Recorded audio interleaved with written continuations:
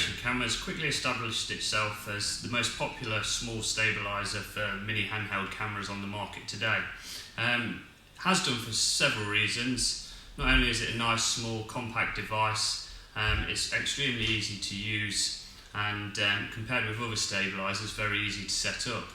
Now, if you've not used a stabiliser before, it can be quite challenging on your first attempt to actually set one up. That's the same if you're going for a full body rig harness type setup, or one of the Steadicam Merlin type products, or even if you're going for something like the Mini Motion Cam. Basically, what you need to do is you need to get the hang of the adjustment at both the top where the camera goes and also down here on the weight bar, and ensure that you know what weights you want on the bottom to counterbalance the weight of the camera on the top. So what I'm going to do today is I'm going to go through with you all the different little aspects and points to consider, and also how to work out whether you may in fact require some of the additional accessories that go with the Mini Motion Cam. For example, something like the correction plate, or something like the weight correction adapter, which can be useful depending on the camera being used. Initially, when trying to actually decide what you require when making your purchase, you want to take your camera and you want to try and establish whether it's centrally balanced to start with. Now, what happens with a lot of cameras nowadays is that the actual mounting thread is put in a variety of different places. If you have a look at your camera, it may not be as central as this one. It may end up being off to one side. And as a result, when you come to put it on the stabiliser, it makes it very difficult to get it balanced, because where you're mounting is not actually the central point of the camera or the centre point of the weight distribution. Therefore, if for example you're slightly off centre, something like the Mini Motion correction plate, which has got several holes and will allow you to readjust it to be more centrally balanced, would be helpful and help you to actually get it centrally balanced and as a result level on the stabiliser. The other thing is, certain cameras tend to be heavier one side than the other. I mean, this one for example, the HV30, it's a tape loading camera, and therefore on the right hand side here is where the tape goes in, and I can tell just from lifting that it is actually heavier this side than that side. If you're not sure though, what you can do is you can get a pen or pencil, and you can actually try just sitting the camera onto the pen or pencil. The idea being that you find the central point of where it's balanced, and as a result of doing that both ways, you can establish how far your camera is either centrally balanced or off to one side. From there I can tell again that the mounting hole on here wants to be slightly further across.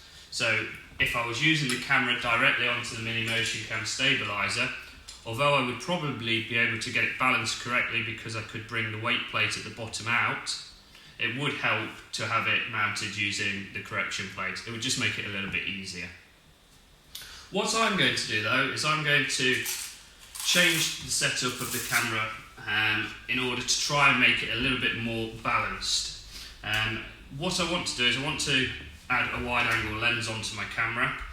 Whenever using a stabiliser, it always looks very good if you've got a wide angle lens or the camera set to wide angle, because what happens is you start catching more in the actual picture, and as you're moving along you get that nice effect of people coming past you or items coming through your vision, and as a result it again makes the shots look extremely good. So that straight away is going to add weight to the front of the camera. The battery at the back is obviously going to add some weight there, and then I'm side heavy this side because of the tape. But because it's summer and it's nice and hot outside, what I'm going to do is add a screen shade onto here. This again will not only help on the actual weight of the setup, it will also allow me to more clearly see the screen. When it's on the stabiliser, obviously the sunlight can shine off the screen, and something like the Hoodman screen shade is an optional extra which can be extremely useful. So that's my camera all set up, ready to go. make sure that you've got no lens caps on, make sure that the actual fold out screen is out, and you're then ready to try and put it onto the stabiliser. Now, the best thing to do when trying to start setting up is to pop some weights on the bottom, and you're better to start slightly bottom heavy. Now, I've got a pile of weights here, and what I'm going to do is I'm going to pop them all on initially, and then I'm going to pop the camera on top.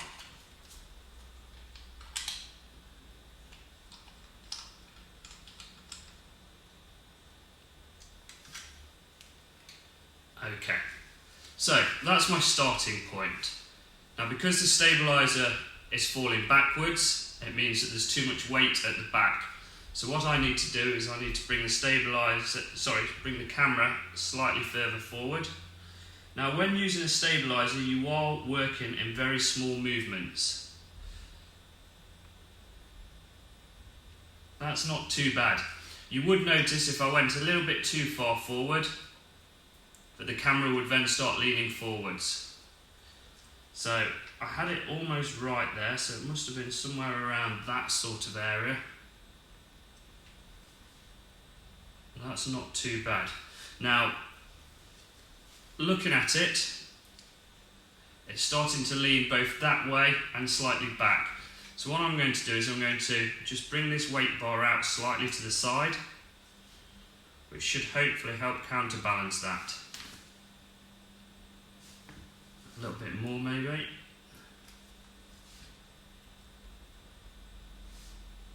And that then is pretty much balanced. Now, once you've got to this sort of stage where the camera is in an upright position, it's not leaning forward or leaning back too much, what you now need to do is just take the stabiliser gently to the side. Don't go too far, because you have got a ball and socket joint here, and you don't want to end up pulling too much pressure onto there. And then if you just let the camera release and see how it swings. Now, that is returning quite quickly, which basically means that on the bottom I've got a little bit too much weight. Now, you might wonder what that actually means, because the camera does actually look like it's stable there. The problem is, as soon as I start walking along with this, if I've got too much weight on the bottom, it starts acting like a pendulum, and that ends up causing the stabiliser to rock, which makes it a lot more difficult to keep control of as you're going. And you can see it starting to move there a bit as I start moving. So what we're going to do is we're going to take a bit of weight off. I reckon if I take one of those off, I'll take 1.5 weights off, which leaves me at the moment with 1, 2, 3, 4, 5, 6 weights on the bottom. Now, because I've taken some weight off, again, the camera is now not quite as well balanced as it was before. Starting to lean slightly to that side, so I'll bring that out a little bit further to counterbalance it.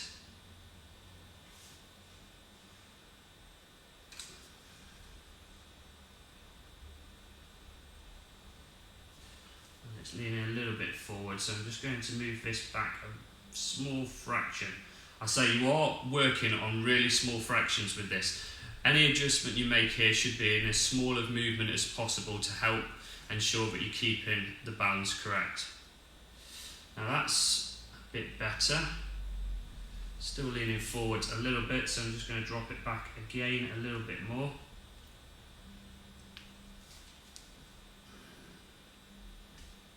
And there we are, that is thereabouts. A little bit more on the side here. Okay, now if I take it to the side and release it, it should come nice and slowly back.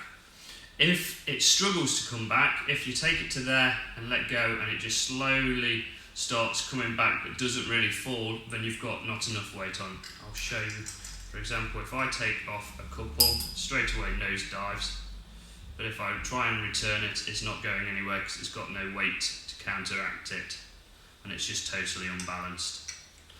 So I'll put those two back on. You might pop that one on as well. I think that it might benefit from that extra half weight, which it does seem to. And then I'm set up and ready to go. Now, once you've got the stabiliser set up, put the locking nut onto the weight bar at the bottom. Make sure that's tight, make sure that's tight, and then you're away to go. So that's my stabiliser all set up and ready to go. What you must do though is create the actual movement that you want through your actual body and through the actual stabiliser, which gives it that nice floating effect. You are though totally free moving. So what you need to do in order to control the stabiliser when walking with it is to gently cup the ball and socket area here. Where the actual ball goes into the socket, this little plastic area just here. What you're actually doing is you're not physically moving it. All you're doing is you're creating the movement through your hand here, which is on the handle, and with your other hand, you're just ensuring that as you move, the stabiliser and the camera follow your movement. If you physically start moving it, then you're going back to being handheld and you've taken away the effect of the stabiliser.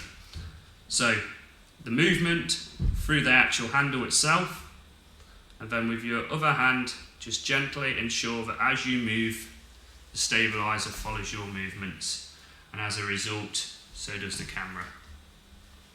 And there it is. One Mini Motion Cam stabiliser, all set up and ready to go.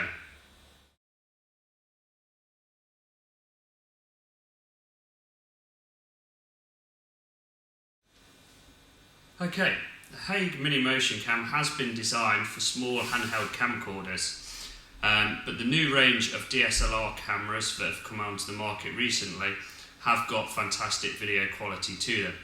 Now, I know this isn't a DSLR camera, unfortunately I haven't got access to one, so this will suffice as far as the explanation is concerned. Now, getting one of the DSLR type cameras centrally balanced onto a stabiliser does become more challenging. Often you've got larger lenses on the front and the actual mounting thread on the bottom of the camera is often off centre. As a result, it makes it very difficult to get the camera positioned correctly on both the stabiliser at the top while also keeping the weights central at the bottom to give it a nice balanced effect. As a result, what we've done is we've brought out a balance correction adapter. Now the balance correction adapter is what's being used here to attach the camera onto the stabiliser. It simply screws onto the stabiliser just as it would if you were going directly into the bottom of the camera. But on the bottom of the actual camera, what we have is the balance correction adapter. Now, the way that it works is that across here we've got a variety of different mounting holes. It's these mounting holes that the actual stabiliser attaches directly onto. Now, because there's a variety of different mounting holes, if you're using a slightly bigger lens or a heavier lens, it allows you to mount the stabiliser closer to the front of the unit. You're basically doing exactly the same as you would with a video camera. You're trying to find the centre of balance. What I've got here is a screw going directly into the camera thread. Now the camera thread, if it was central, would be somewhere around this sort of point area. So you can see it's slightly off centre on this particular camera, and because of the added weight of the lens, I've been actually attaching into one of these holes here to actually bring the balance further forward.